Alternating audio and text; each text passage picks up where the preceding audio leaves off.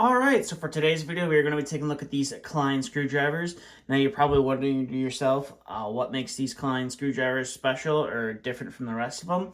And that is, these have this little nub on them that separates them from just, a standard set of screwdrivers. So I'll go ahead and bring in a standard set of screwdrivers. These are the exact same size, so it is the number 2 Phillips, and then it is going to be a 1/4 inch slotted. The 1/4 inch slotted, the shank is a little bit different than this 1/4 inch slotted, but you could probably already tell what the difference is. So go ahead and get those guys out of there. Now, what makes these screwdrivers special is they have this little nub right here.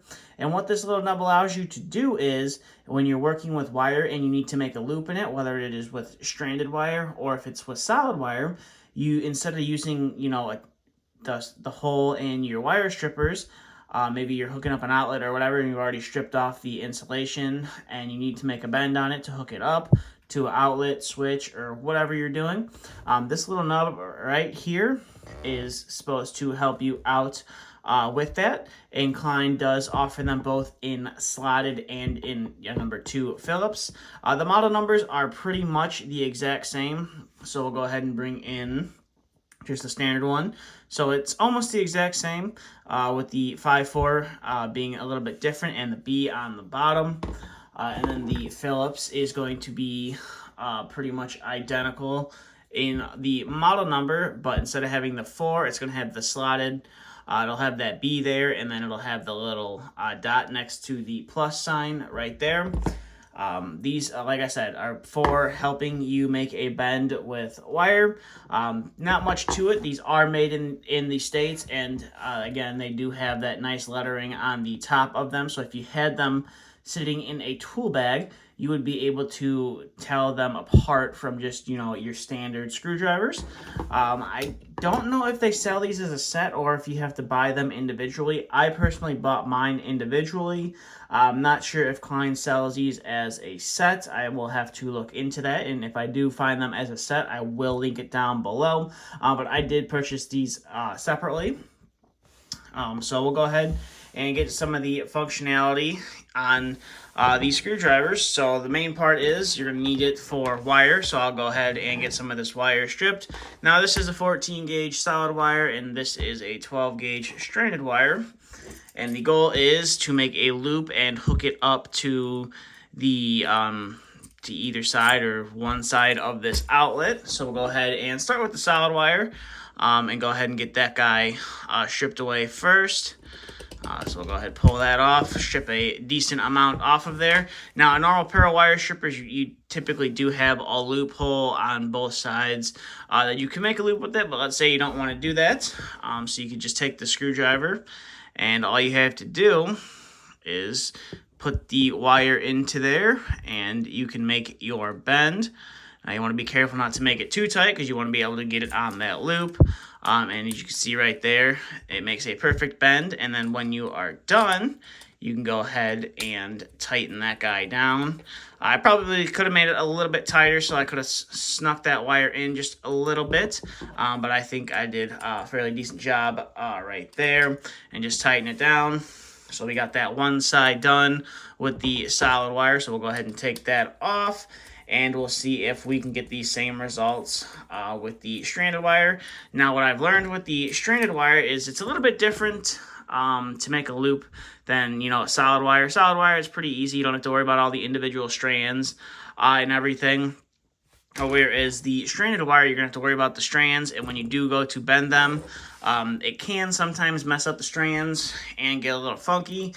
So what I've learned, and I've seen other electricians do over the years, now I'm a heating and cooling guy, so I'm not going to be as skilled with this as some of you electricians out there. But this is what I've learned from some of the stuff, some of the furnaces and ACs that I've taken apart that have had switches and outlets attached to them. This is kind of what I've learned. So you basically pull, you want to strip a good amount of the wire. So you strip, I don't know, we'll say we'll strip it back to about right there. And then we'll go ahead and pull some of that insulation off. And I think I didn't cut it quite well, so we'll go ahead and use a little bit smaller of a size. So we'll go ahead and pull, I don't want to pull too much of that insulation off. I want to leave a fair bit on there. So we'll go ahead and take the screwdriver now, and we'll go ahead and bend a loop in there. So you go ahead and bend a loop into there. And I'll move that insulation down just a little bit more with my finger, so that way I can hook it up to the outlet. And then you just kind of hook it up to the outlet and move it around until it fits. And then you just tighten your screw down. So that's kind of what I've run into a lot. It's nice and tight. I've run into a lot. I've seen several furnaces that have had switches and or a plug attached to them for doing service. And I always wondered why, you know, they always left this extra bit of insulation until I actually started, you know, having to rewire a few myself. And I was always struggling with the just the individual strands, and then decided to figure out how I'm going to do it like this. And that's how I've been doing it ever since. So that is that. So we'll go ahead and get those out of the way. So overall, these are definitely, I would say, a nice, kind of a nice addition to have if you're doing a lot of wiring. Now I'm sure someone's going to say, well, you could just use your strippers to do it, or you can just use the just the standard shank on the screwdriver to make the bend. Yes, you could, but I just like the little nub on there. I'm just different, I guess. I think it's a cool little feature that Klein has to offer, and you definitely, can't say I've seen any other brands do it. I'm kind of surprised maybe Milwaukee hasn't done it, because they seem to be copying Klein on pretty much every tool that they have. So it'll be interesting to see if they come out with something like that in the future.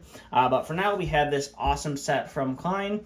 And like I said earlier, I will put some links down in the description below if you want to learn some more information about these, or you want to add these to your tool bag or tool pouch. And with that being said, that's pretty much all I have for this video. So if you have any questions, comments, concerns, please feel free to leave them down in the comments section below. And that's all for this video. Thanks for watching.